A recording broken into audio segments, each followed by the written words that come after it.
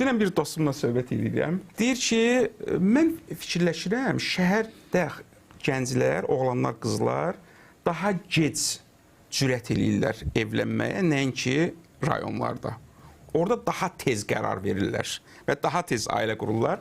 Mən ona dedim ki, məncə səbəblərindən biri budur. Kənd yerlərində, rayon yerlərində ailə qurmaq həm də bir məşğuliyyətdir. Bir rəngdir həyata. Şəhərdə bu rəngə ehtiyac duymur. Çünki ətraf hamısı rəngdir.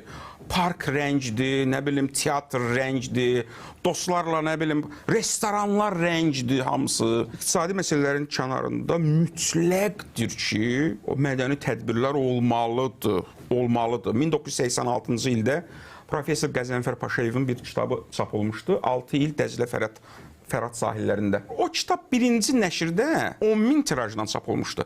İkinci nəşrdə 130.000. Yəni insanların bölgələrdə də o vaxt kitab oxumaq həvəsi vardı. İndi düzdür, internet gələndən sonra artıq kitaba ehtiyac, yəni çap kitabına ehtiyac azalıb. O da bir məsələ. Amma bax, əsas məsələ budur.